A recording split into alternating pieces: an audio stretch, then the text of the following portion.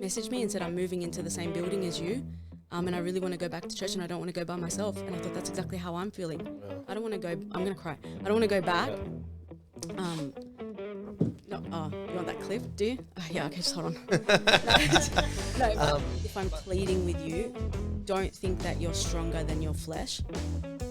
Don't think that you have wisdom enough to make the right choices every single day, day in and day out.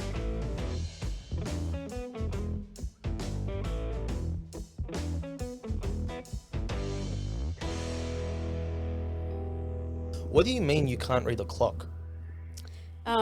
So you didn't have to say it like that, but Well, mate, you just said to me right now you can't read a clock. What do you mean you can't read a clock? Let's go back a step.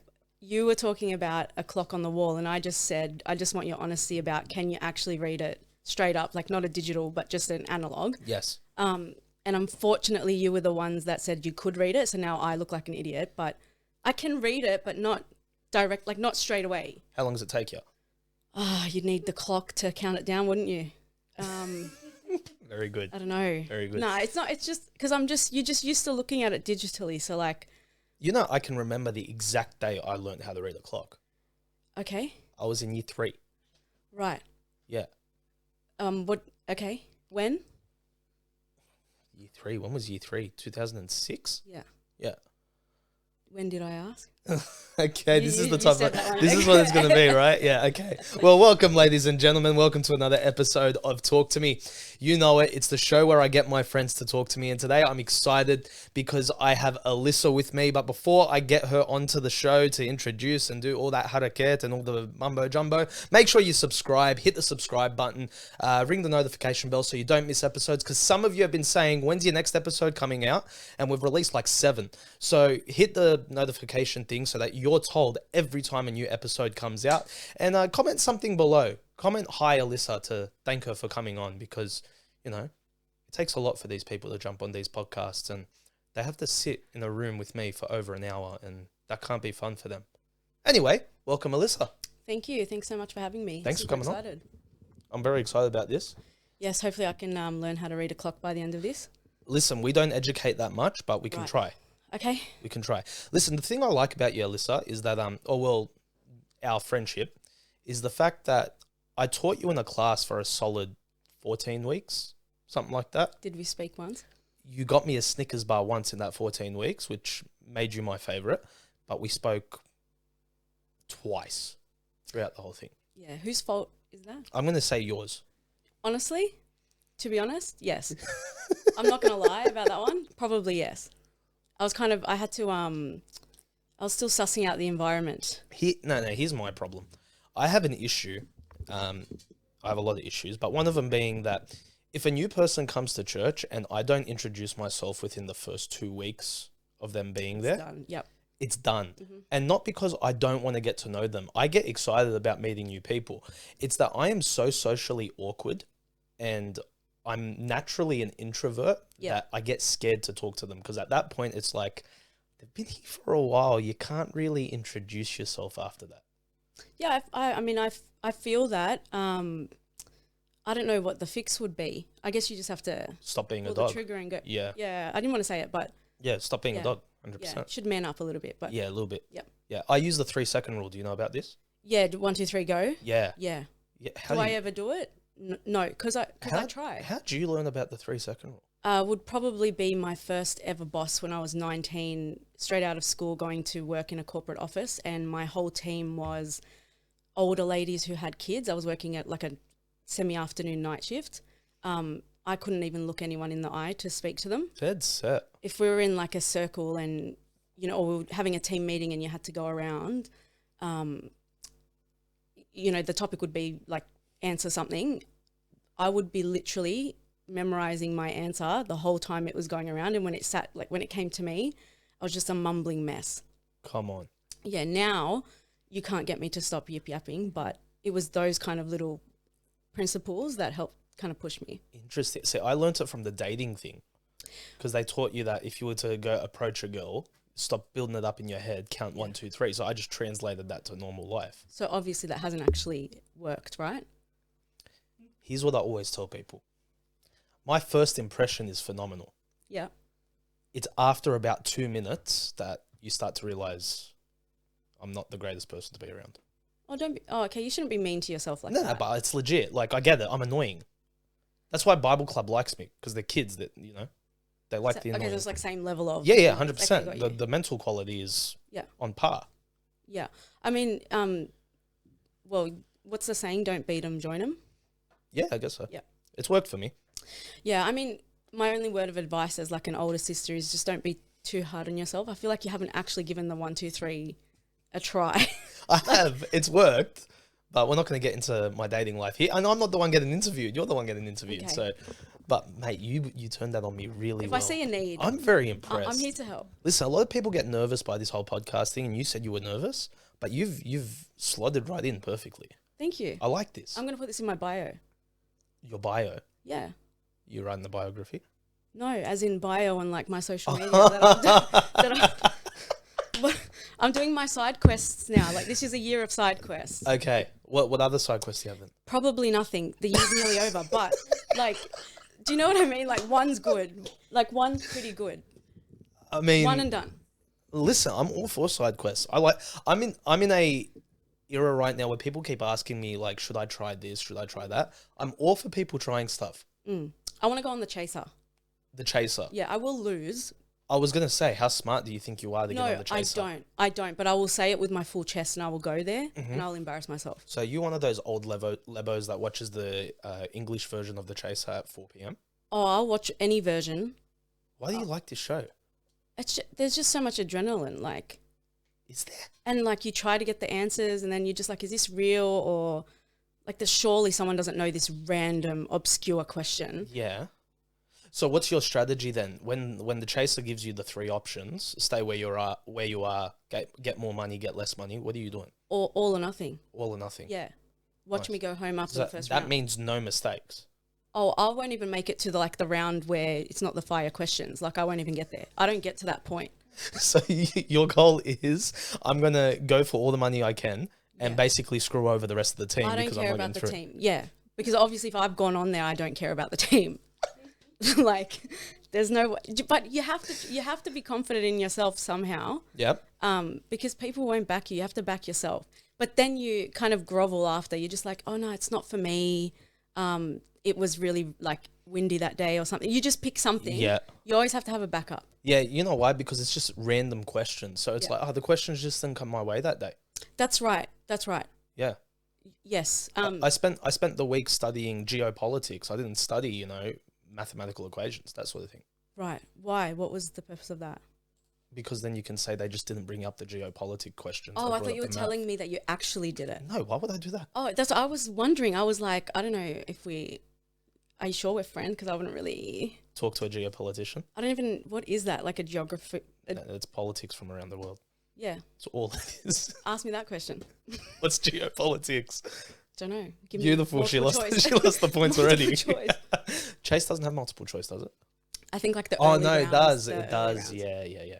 Okay. Anyway, so we spent 14 weeks not talking to each other by the Snickers bar you gave me, which, by the way, thank you. Nerd burger. Yeah, I want the people to know that that Alissa is a teacher's pet and bought me a Snickers bar, which actually made my evening. So thank you for that. You're welcome. But then we got to the end of it, and I was like, and then randomly I sat with you and a couple of the peoples at I don't even remember where it was, and we had a good laugh. The 3 chicken places we go after Yeah. every church service. That's yeah. right, and we had a very, very good laugh. Yes. Solid laugh. Who was doing more of the laughing? I was laughing at you because your Thank you quips. so much. No, not at Thank you, you. at your stuff, like at your jokes. No, because I know. Thank you. Oh, okay, That's- good. All right, good. Your quips are they're just so quick, and it's my type of humor, so I respect it. Thank you. But where'd you come from? My mother and my father, Yeah. generally.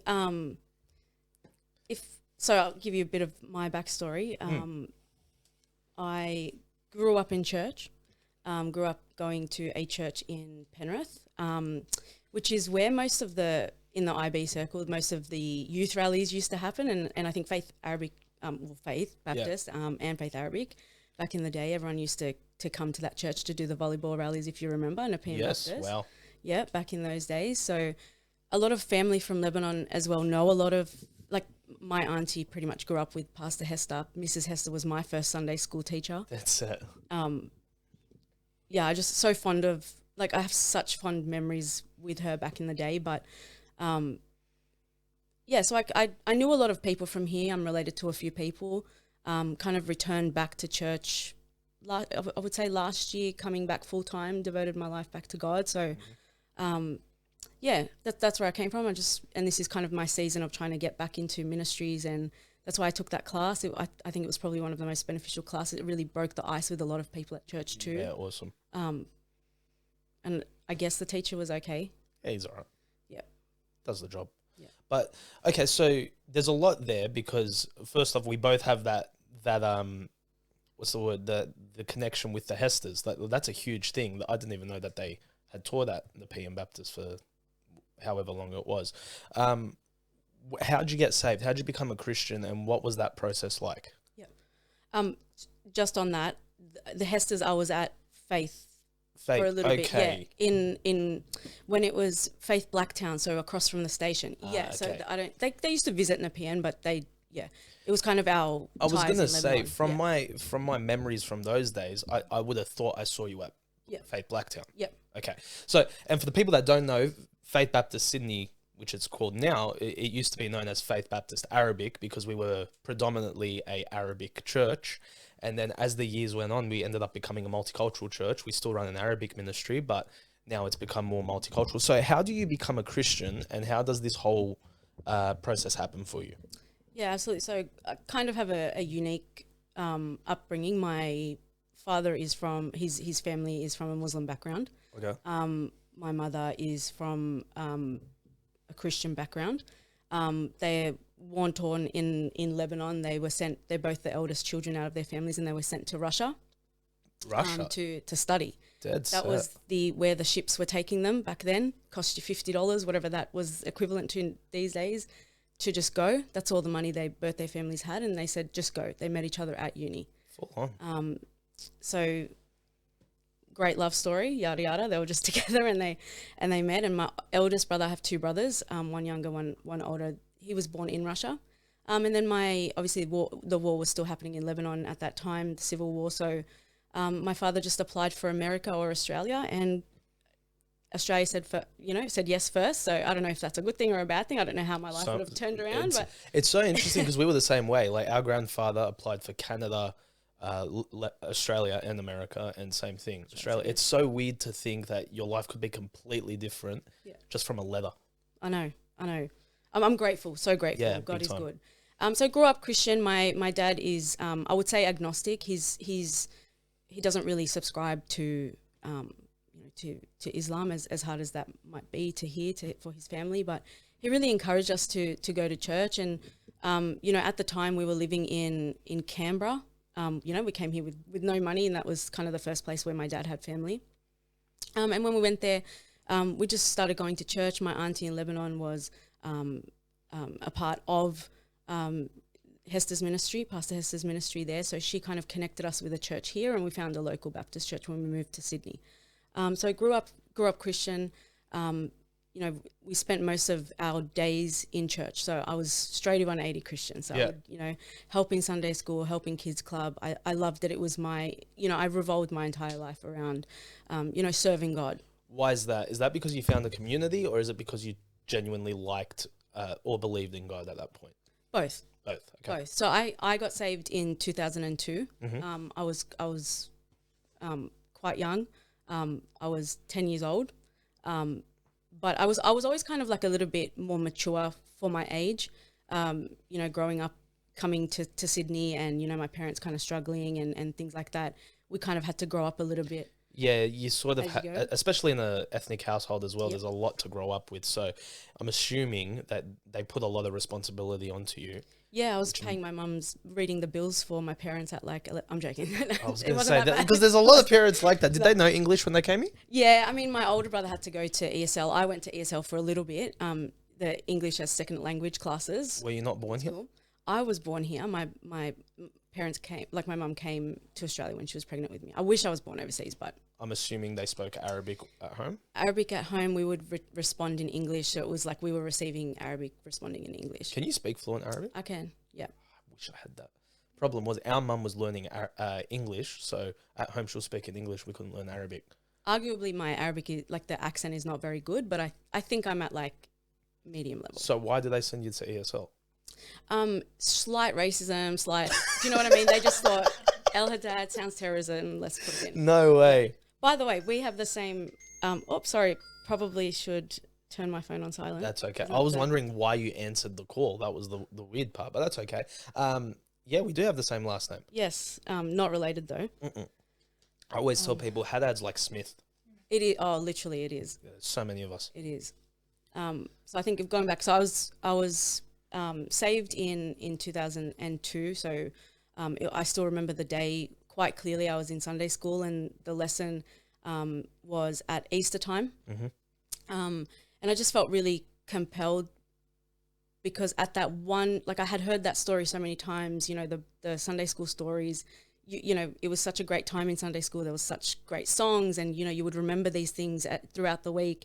And obviously I wasn't like sitting there with a Bible study and a plan at 10 years old, but I think I just remember feeling for the first time, understanding the gravity of sin and understanding that I need to repent of that sin and that I will continue to be a sinner and that my salvation is in Christ. So I vividly remember praying that prayer that day.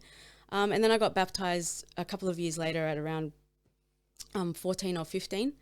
And I was just serving in church. Like all I ever remember as I was younger is serving in church, and I loved it. So to answer your question, I think both. Yeah. I genuinely did love it. Now at that time, and this will come sort of later in this story, I'm doing a short story long. Love this. For you. It's good. You know, I thought I was doing everything right. I was quite devoted in church. You know, I really did kind of try to live my life in high school. Everyone kind of knew, okay, don't invite Alissa to the parties because she's Christian. She's not going to go because there's going to be alcohol or there's going to be this. So even in your high school years, you're staying devoted to this? Yeah, all up until high school. Like my year 12 jersey said John 3:16 on the back. Like I was a nerd burger to the max. Love that. But also didn't get bullied. So that's my question. How do you do that throughout high school? You're the Christian in high school, and to be completely blatant with it, as confident as I was in my Christianity, I would never do something like John 3:16 on the back of my jersey. Yep. Besides the fact I didn't go to year 12, but what's the thought process in your head of sticking to that? I think at that time that was my discernment of right and wrong. So I knew of him, and I'll get to this in a moment. I knew of him. I knew of the right and wrong. Yep. And because I was such in a, like I would never say that I wasn't the greatest at school. Mm-hmm. Like, trust me, if you spoke to some of my teachers or my friends, like I was a bit of a class clown and I wasn't the best. But there were certain things that I would put boundaries on. But if I really look back to it now, it was, I put the boundary, but I didn't understand why. You were living a life of rules. I was living a life of ticking a box. Yeah. And it did help me stay within the realm of right and wrong, but the intention was not there. Yeah. And I think Christians, we do that a lot, especially if you don't actually understand the whole process of a relationship with Jesus Christ. We think that the best thing to do or the right thing to do is to place rules and check boxes and limits, and that's how you please the Lord. Yep. When that is really a recipe for disaster, which is what I'm assuming ended up happening. Absolutely. And it was when it was that switch between finishing high school and wondering, okay, where do I go? Uni, where do I want to go? I was so committed and praying with my pastor at the time to go to West Coast Baptist. Like I have t-shirts still till now and all the copies of my letters and correspondence asking information about going there. And I was, you know, it was just, I really felt compelled. Like I remember there was a missionaries conference one day and I felt led to go up to the altar and pray that prayer that, you know, Lord, wherever you want to send me, I'm genuinely willing to go. But I was saying that if I look back now, like, yes, my intent was there, but it was like I was throwing half of myself in trusting God, but then going, let me try to control this situation. So what brings you to that mindset?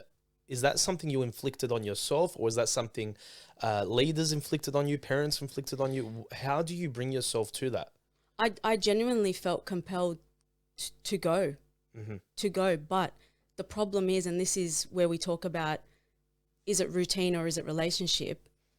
I knew that I knew that God was leading me somewhere, and now I know it was not there specifically. But I wasn't trusting him fully. It was like I was saying, Lord, I want to go here. I'm not asking you, I'm saying that I want to go here. Are you telling me that I want to go here, or am I telling you that I want to go here? And have I even prayed about this? But why did you want to go there? What was it? I genuinely wanted to further the word of God, but to the level that I only knew about. So the intention was correct in a way, but seeking God's will was the problem. It was the trust. It's like when we ask today, I'll give you the biggest example that I've kind of said in my life. This is really the only best way that I can explain it. The verse in the Bible that says, and sorry, the reference is just out of my mind right now, but delight yourself in the Lord and he will give you the desires of his heart. Everyone here has heard that before. Yeah. And we know exactly what it means, right? Take a step back. And if we really try to understand that first part of that verse, delight yourself in the Lord. When we want, is delighting ourselves in the Lord now, if we think about what we're praying for right now in our Christian walk, is it the new job, the new house, the new car? Is that delighting ourselves in pride, in materialistic things? Take it deeper. Delight yourself in the Lord and he will give you the desires of your heart. Meaning, when you have that relationship with God and you really are seeking his will throughout any decision, whether it's big or small in your life, he will give you the desires of what you should want, what to want, not the things that you think that you want. I think that's the fundamental difference. Interesting. Yeah. And so I was delighting myself in the Lord, thinking that it was truly the Lord, but there was a layer of that. It was, oh, I want to go here. Yeah, you're rather than looking at what the Lord wants, you're looking at what you want. And what you're saying is, if you truly delight yourself in the Lord, if you truly look to him, your desires end up changing because they become more like his. Exactly. Yeah. Okay. 100%. Okay. 100%. And that's, I think, when I looked at it back then as a real discouragement, but when I kind of spoke to my family overseas and said, what's your advice? I do want to go to Bible college. And they were kind of the Lebanese mindset. They don't have any other choice. You have to have a backup plan. Whereas in Australia, like I could have just done 1,000 other things and still been okay, kind of like studying wise. And they said, look, just keep praying about it. And now I'm seeing it as foresight, as like they knew that, maybe I did need to keep praying about it. And I did. And they kind of said, look, try to go to uni first and try to, because it was difficult. Like, how am I going to go to America? How am I going to do this? And that? Like, it's still difficult today. It's not an easy choice to leave your country and go to school. And back in my day, way back, when we were walking to school and we had Flintstone cars. Yeah. Flintstone cars. Back in the day, You're going to take it that far, buddy. Yeah. Mate, you're the early 2000s. We're not talking about that far. But we didn't, like, the online world was not really a thing back then. So it was like your choice was to move. That is actually such a good point, because I'm going to assume it was all pamphlets. Yeah, I still have the physical. That's unreal. Yeah. Like, that's nuts when you think about that today. I'm pretty sure it was like Pastor Paul Chappell came to SBBC College one day and I was there, and then for some conference, and he just like left the booklets there, and that's where I got one, and I started, That's crazy. Like, I'm pretty sure it was something like that. So what happens? You end up getting the no? I went and took the advice to go to uni first, but in my head I kind of said to myself, and again, throughout this whole period, I want to be abundantly clear, I was speaking to only myself, thinking I was speaking to God. Okay. I wasn't asking him. I was saying, cool, I'll go to uni. I think this is where the Lord is leading me right now first, but I'll go to uni and I'll try to finish this as quick as possible just so I can go to Bible college. And like, great, when you zoom out, you go, oh, that's good. She wants to go to Bible college. It's a means to the end. But really, get deeper. What is it? Is that actually God's will? Have I even asked him? What's the point of Bible college? Yeah. Is it just the Christian thing to do? Yeah, is it because I see other people are going to Bible college, and I didn't see that. I didn't have discernment back then to know that. So it was my first kind of step into the world. I already had lost one chain. If I'm thinking of God holding my hand, I've already kind of loosened my hand a little bit from him by making this decision on my own. A verse that kept popping up for me was Proverbs 16 verse 9 back in those days, and I remember that after I chose to go to uni, still not speaking to God. I thought I was speaking to God and asking him to help me make this decision. I just kept seeing Proverbs 16 verse 9 everywhere, and that says, a man's heart deviseth thy way, but the Lord directs his steps. Yep. And I just kept seeing it everywhere, and I was like, come on, like I am, God, I know that you're leading me here, but I was saying all these things, but like I was convincing myself. I didn't actually have a relationship with God. I didn't know what a step of obedience was. Because I only knew of him, I didn't know him personally. Yep. My routine versus relationship, it was a routine from that period of my life. So when I first stepped out into the world and I said, you know what, I justified it, I will just do this quickly now so I can go to Bible college. But then what did that turn into? I need to support myself while I'm at uni, so I'll go get a job. I go to get a job, stay firm for the first year or so, couldn't look anyone in the eye, couldn't see anyone. I was a little nerd burger, couldn't, you know what I mean?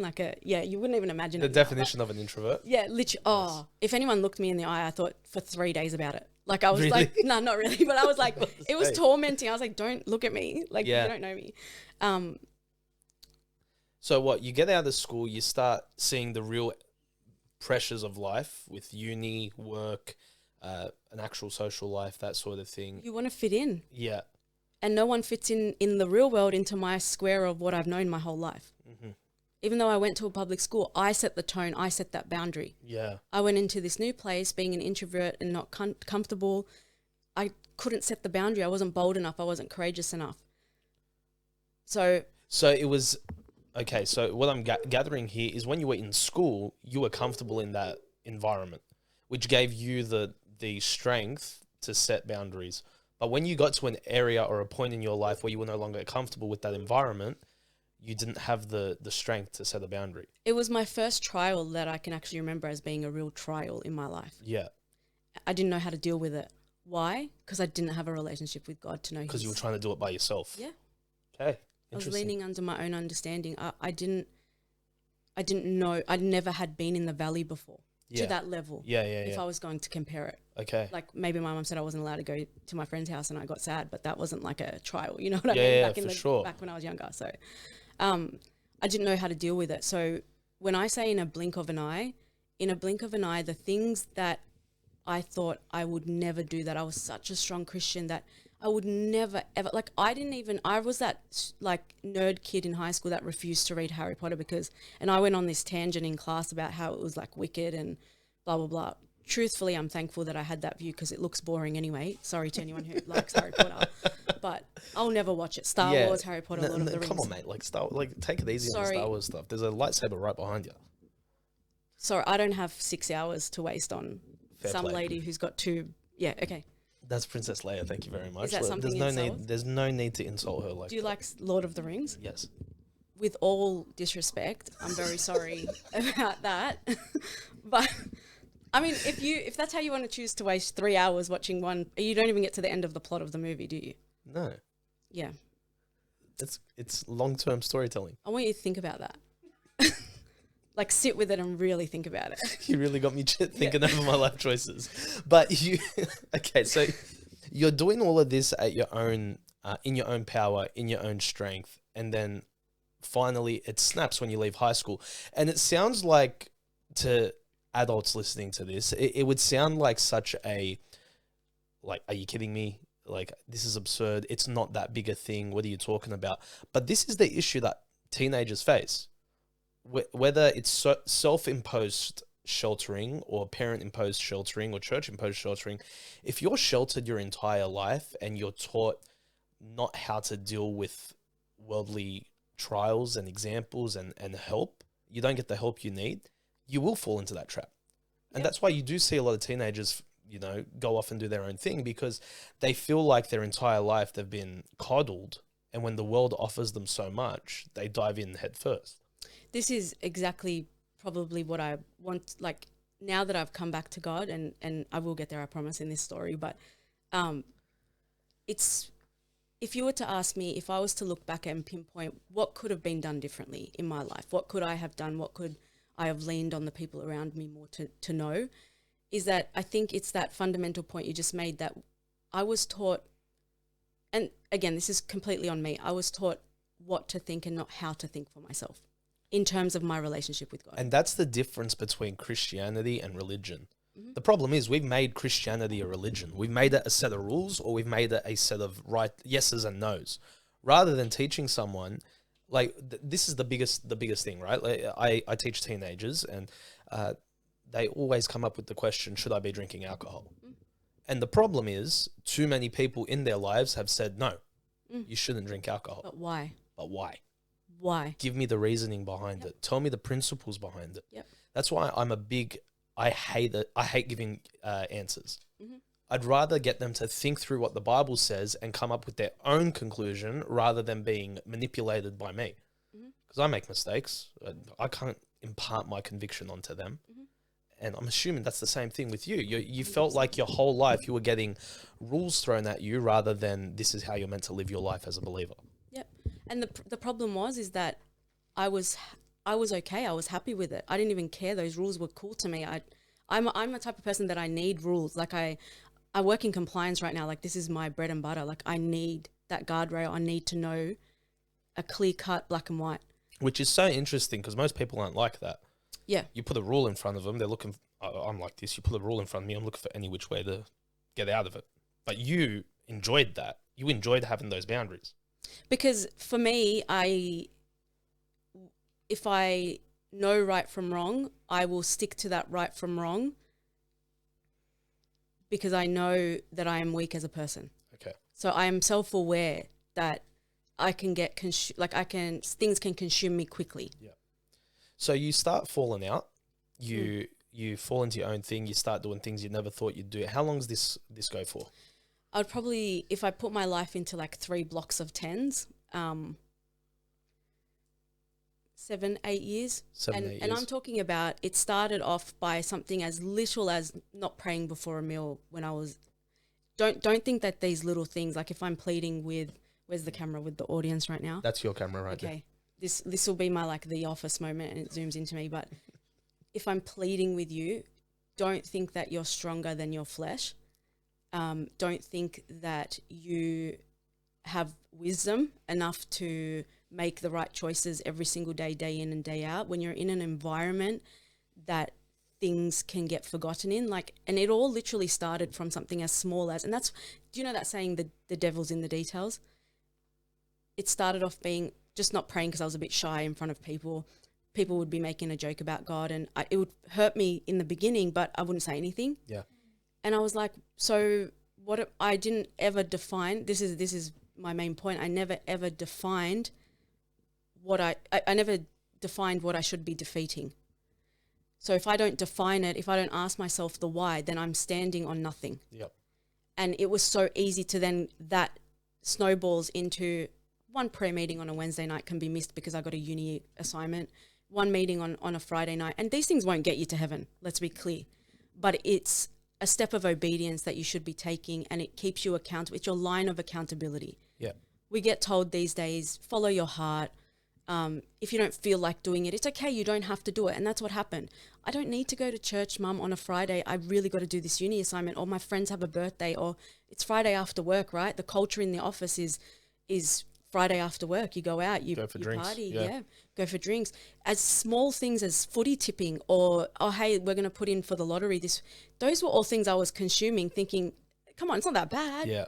It's baby steps. And that's the thing that a lot of Christians, especially the Christians growing up in church who haven't had a past of sin, they look at it and they go, oh, it's only that. It's nothing crazy. But it's those little steps you take. It's those little, what's the word?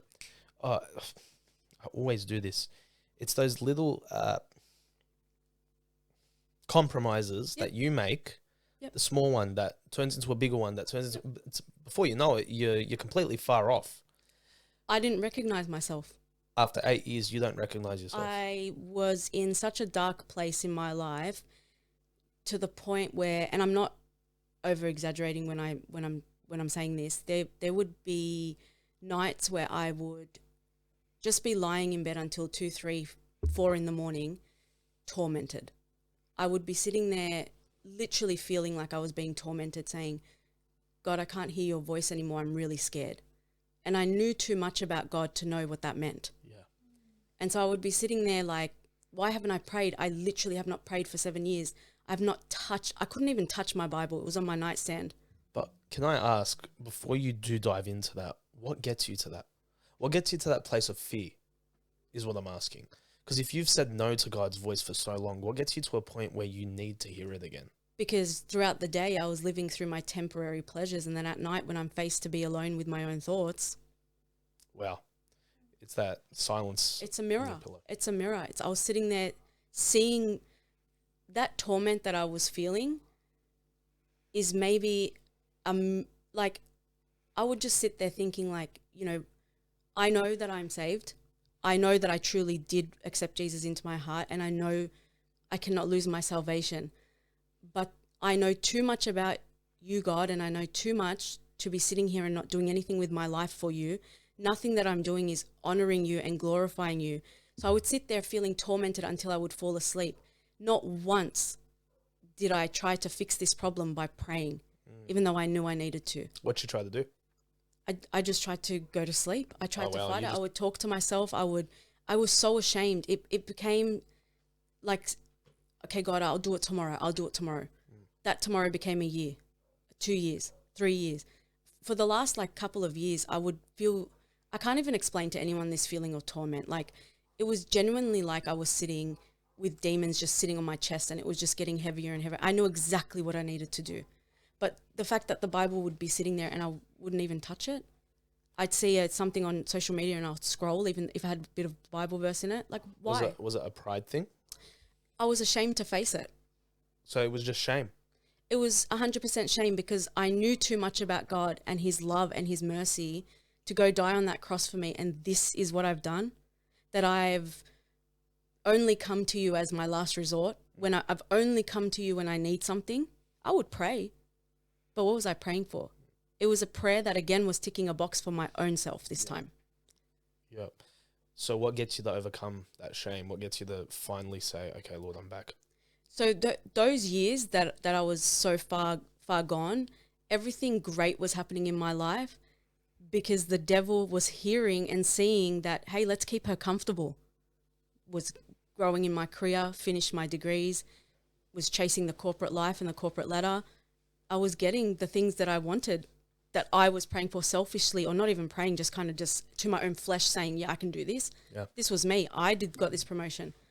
So the day that I had the wake-up call would be, I moved out of home. I still don't even know how I convinced my parents to let me move out of home to be closer to work. Like, I was doing crazy hours, 12 hours, more. I'd leave the office at midnight sometimes and go back there at 6 a.m. Like, it was silly. And convinced them to let me move out. This was just before COVID happened. Mm-hmm. So I moved closer. And I wasn't doing anything bad. Like, there was no intentions of doing anything bad, and that's why I moved out, whatever. So that's why I think my parents kind of let me go. It was because they was worried about me coming home late so often. It was lonely living by myself for a little bit. You didn't like it? Oh, it was good, but it was also like, I'm now left with these thoughts even more. Yeah, that's a fair play. I don't have someone to go sit in, chill with my parents, or my family or friends used to come over, and I was still settling in. I was coming off the prime of my life, 2019. I thought was the prime of my life. Best shape I've ever been in. Most success at work, friends, life, relationships, traveling. Every night I would come home. Every day would be crazy. Heights of pleasure. Crazy. I'd come home and every night still the same thing. And I still wasn't turning back.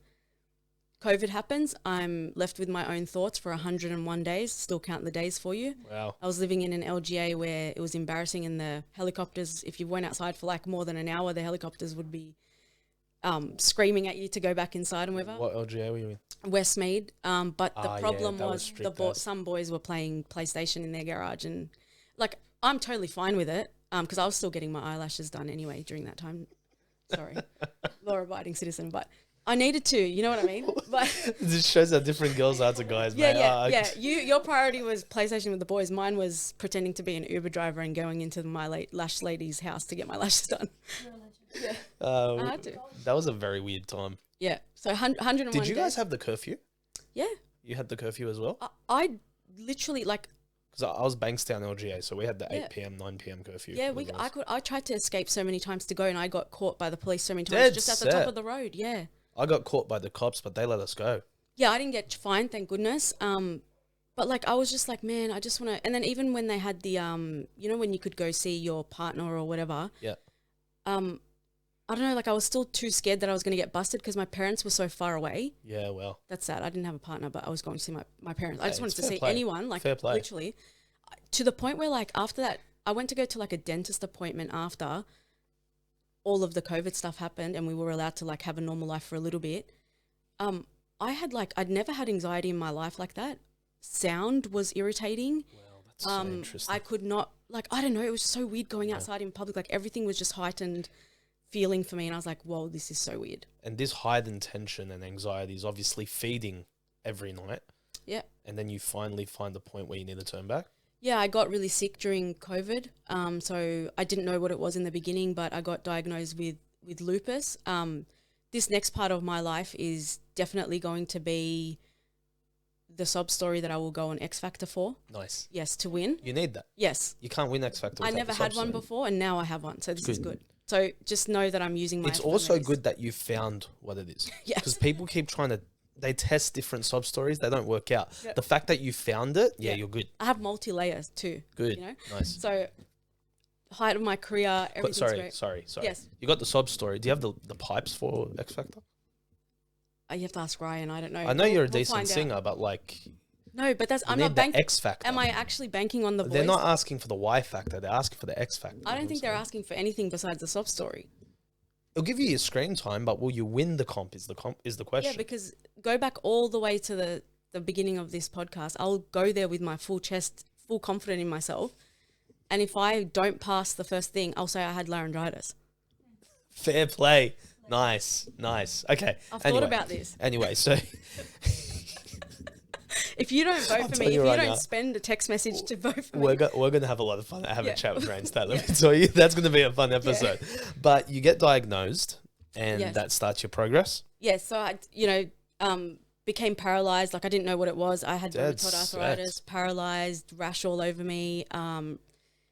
Couldn't string a sentence together. I used to be very confident at work at this stage, leading up to teams of 60 people in 3 different locations. Like I was the it person, still am. Don't get it wrong, but just in a different way. God's gonna humble me real soon. I know it. It's your side comments that get me every time. Sorry, this is 'Cause- serious. No, I love it. I love it because you'll be saying something so serious. You're going a long tangent. That little dig, that's what made me like, yeah, this chick's I have to. the comedy's good. I have to. Yeah. But okay, to get to the point, it was just a very kind of dark time in my life. I didn't want it to be woe is me, but I was quite frustrated that I couldn't be at the best of my ability. Sorry. That's okay. Best of my ability like I was before. I was stuttering. I couldn't remember the next word to say.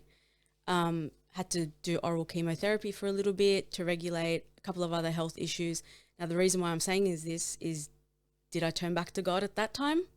No. Is it still shame at this point? Still shame. And now it's gone on another level. I deserve this because of the way I've been living. Okay, so now it's woe is me. Now it's woe is me, but I'm still paralyzed to the fact that I'm not doing anything, but I'm getting closer. Yeah. It's like, okay, God, this is the wake-up call. Okay, God, this is the wake-up call. One night, by God's grace and God's grace alone, there was nothing different about this night to any other night that I felt tormented, but I just said, that's enough. I remember crying myself to sleep. I prayed the most simplest prayer, and it was basically me. I was just weeping and just saying, please, God, I'm so sorry. I know that you have only been good to me. you don't deserve the way that I've been living. I'm not honoring you in anything that I'm doing right now. Please help me take out the things out of my life that's no longer serving you. The next day, I kid you not, I cried myself to sleep, but it was a crying myself to sleep, not in the way that I had been crying myself to sleep for the other nights. I felt like the demon in the chest, the heavy feeling on my chest was lifted. I cannot explain to you, that's not exaggerating, out of nowhere. My cousin that I had not spoken to for quite a long time, and a really good family friend of ours, you know her, Jackie Youssef. I had a text message from both of them. One was Jackie inviting me to church that Sunday. Nothing special at church. Did you talk to her a lot at that point? I hadn't. She'd always check in with me, and I'd always been dry back. Sorry, Jackie, never apologized to you about that in person, but just letting you know now. But I was a dog. I was such a dog. She had gone to new heights in her life and new relationships, and I thought I was there for her, but did I ever pray for her? Did I ever kind of spend time with her? I was the one who kind of moved. So what, she randomly sends you a text message? Come to church on Sunday.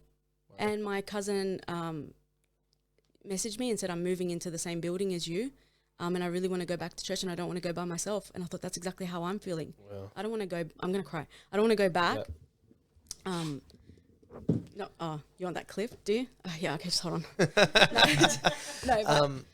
Sorry, before you do continue there, ladies and gents, if there's someone that God's got on your heart to text and invite them to church or tell them or check in on them, send that text right now, because that's the most random text that you've received, and it started the process on you coming back. There is no coincidence with God. 100%. When God says he will never leave you and he will not forsake you, he tells the truth. I will encourage everybody to drop everything and go read. This is whether you're saved, whether you know the Lord, whether you're searching for the Lord, or whether you are a lukewarm Christian sitting in church every Sunday. Doesn't mean you have to be out in the world. Doesn't mean that you can be lukewarm and backsliding in the pew every single Sunday. Yeah, 100%. And not knowing it. I encourage you to go read Joel, the book of Joel, especially chapter 2. There's a line, there's a specific sentence that says, the context of that is that God is telling the people to repent, that there's an army coming to Judah at that time, and he's telling people, you need to turn back and repent. It's showing a broader picture of salvation, basically, repentance and salvation. Yep. It's prophesying Jesus' coming to earth to die on that cross for us, even though that's in the Old Testament, right? So it's a great connection to see that God provided us those details. But there's a line that says, I will restore your years. That meant so much to me. Wow. After I turned my life back to God, the first thing I felt was guilty and saying, God, I'm so sorry I've wasted all these years, which was really the wrong thing to do. If I stick to the book of Joel, he says, I will restore the years for you. All I'm asking you to do is to come back to me before it's too late. Yeah. Judgment is coming. Judgment is coming. And I will make it plenty. I will give you enough. When I tell you the things that happened in my life in a short period of time after that, I couldn't renew my lease for some reason. I was ready to do it. Had to move back home. Best decision ever. Besides the freeloading, and my mum literally doing everything for me again, best decision ever. I was in an environment where I could serve the Lord. Wow. Secondly, just things in my life, my health was restored. I'm not saying I was healed, like miracle healed, but I knew, because I was praying and trusting in God, that whatever outcome I get out of any doctors that I go to, it's okay. I don't need to worry. I was worrying about how I was going to fix myself. I can't fix myself. I was worrying about how I'm going to stay within my boundaries. I will restore the years. That's awesome. I will never forget that one line. Cool. Joel chapter 2, I think it's in. That's so cool. I will restore the years, and don't be ashamed. The end of that verse says, and the Lord, trust the Lord with all your heart. And you will not be ashamed. Judgment is coming. Are we ready? Are we faithful? So you and your cousin decide that you're going to go back to church. Does it happen straight away? It does, but it was quite, we would, before even last song, we'd be skedaddling out in the car. For sure. And then I'd also I was trying to cut out the vices in my life. I was still working with cutting the vices out. So there were still times where I would, after church, maybe go to a restaurant or go somewhere doing something that I shouldn't be doing. And then again, I had kind of another epiphany where I was like, I'm ticking another box again. Well, I need to be all in or all out. God doesn't tell us to be all in or all out. And what did it come down to? Asking the why. Why, if I give you this step of obedience, why do I need to do it? This shouldn't feel like a bunch of rules sitting on top of me. I'm sorry, but I'm going to say something quite forward here. If you're sitting in church and you feel that you are bound by a bunch of rules, I would seriously ask you to please examine your relationship with God. Do you know, if you are not clear, then you're not going to be capable to apply his his commandments in your life. If you don't know what they are, if you don't know why he's asked you to do these things or not to do these things, you're not going to be capable or motivated to apply them in your life. And so you really need to examine the why factor. That's good. That's good. So you spend some time examining the why factor. You spend some time tailoring your life to the point where it's gotten you to this point where your relationship with God is as real as it's ever been. Mm-hmm. What would you say is the biggest difference with your relationship with God now to what it was 10 years ago? I'm not doing things based on what I feel I should be doing. I'm doing things with a clear line of accountability. God has been super clear about what is right, and God has been super clear about what is wrong.